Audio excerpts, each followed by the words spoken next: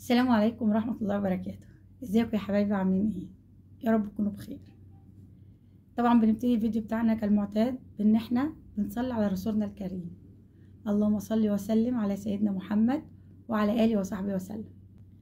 تاني حاجة بفكر نفسي قبل ما افكركم بان احنا ندعي لاهلنا واخواتنا في فلسطين، ان ربنا يسترهم ينصرهم يكبر بخاطرهم ان شاء الله. عاملين ايه؟ وحشتوني. انا جايه ادردش النهارده معاكم بقى في صفه موجوده من زمان قوي، مش لسه موجوده دلوقتي او الكلام ده كله. الصفه دي وليعوذ بالله ربنا ينجيكم وينجينا منها، صفه الحسد. الحسد ده محدش يقول عليه ان هو مثلا مش حقيقي او مش مقتنع بيه او لان الحسد ذكر في القرآن الكريم. والحسد ده اللي هو الناس اللي بتحسد، مش شرط ان الناس اللي بتحسد ديت تكون مثلا اقل منك او ان الحاجة اللي عندك مش عندها، لا، ده ممكن تكون الحاجة دي عندها ويكون ممكن يكون ان هم كمان عندهم بالزيادة والكلام ده كله. بس هم طبعهم الحسد، طبعهم ان هم على طول شايفين او باصين للحاجة اللي في ايد الناس التانية وبيحسدوهم. يعني مثلا هديكم مثل، هذكر لكم حد بس طبعا بدون ذكر اسماء. واحدة انا عارفاها، بنوتة لسه متجوزة، فما شاء الله لا قوة إلا بالله، فالله خير حافظا وهو أرحم الراحمين.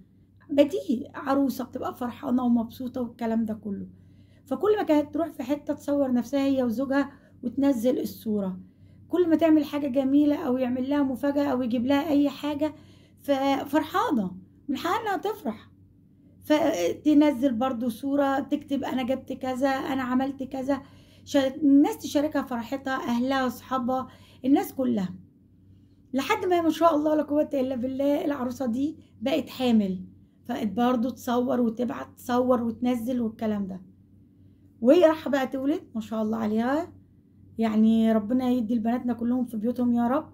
وهي رايحة تولد قبل ما تروح اتفقت مع جوزها، لا أنا عايزة أروح الأول للكوافير، هعمل شعري وميك اب واعمل مانيكير وباديكير، يعني ما معناه كده انا عايزه ابقى عروسه من اول وجديد. وصورت برضو نفسها وابتدت تنزل انا عند الكوافيره وهعمل كذا، وصورت نفسها قبل وبعد والكلام ده كله.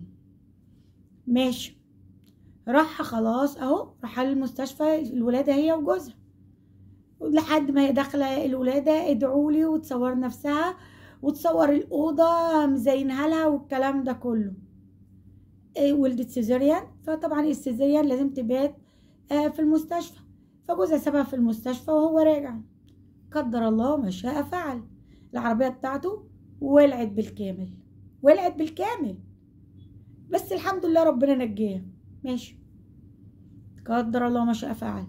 هي بقى ذات نفسها لما ولدت وقعدت تصور نفسها ونزلت صور لنفسها والكلام ده كله، عامله حفله، هتعمل حفله كبيره جدا للاسبوع بتاع البيبي، وابتدت تصور انا بجيب كذا عشان اعمل كذا، انا اشتريت كذا، وتصور قبل الاسبوع بتاع البيبي بيوم او يومين العصب السابع جالها. العصب السابع ده يعني الله اكبر، اللي هو بيبقى نص الوش كده اهوت عامل زي الشلل. راحت لدكتور علاج طبيعي الكلام ده كله. طب ده تقولوا عليه ايه؟ طبعا ده كله بايد ربنا، طبعا طبعا طبعا، بس بجانب كده انا كمنال فانا شايفه ان ده حسد. الحسد احنا قلنا قبل كده يعني استعينوا على قضاء حوائجكم بالكتمان، افرحي وفرحي الناس، بس مش لازم تبقى حياتك كده كلها على مشاع. الناس اللي هتبص على حياتك، في ناس هتقول بسم الله ما شاء الله، في ناس ما شاء الله هتدعي لك دعوه حلوه، هتتمنى لك امنيه حلوه، بس ده مش كل الناس. في ناس بقى هتبتدي تركز معاكي، دي جابت دي عملت، ما هم برضه يكونوا جايبين وعاملين، تبتدي بقى تركز معاكي. يعني هنخش في موضوع الحسد، وبقول تاني الحسد ذكر في كل الاديان السماويه وذكر في الاسلام. انا ايه اللي حصل؟ البيبي اتاجل الاسبوع، البنت لحد دلوقتي مريضه، زوجها الحمد لله ربنا نجاه ولطف، العربيه بتاعته اتحرقت وكذا. فالحسد ده زي ما انا بقول لكم هو حقيقي ذكر في القران، وفي ناس مريضه، ده مرض، ده مرض، مريضه بالحسد، انها تبص للناس تشوف الناس عندها ايه وتبتدي تحسدها، تبتدي تبص يا بختها، دي جابت، دي عملت، دي راحت، دي جت، يعني انتوا ما تعرفوش الناس دي عشان تجيب وتروح وي وي وي وتوصل اللي هي وصلت له دوت عملت ايه. لو عجبك حياته للمرة المليون شيلته كاملة. يعني البنت ديت وزوجها اكيد كانوا بيحوشوا واكيد اشتغلوا واكيد فمش لازم نحسدهم.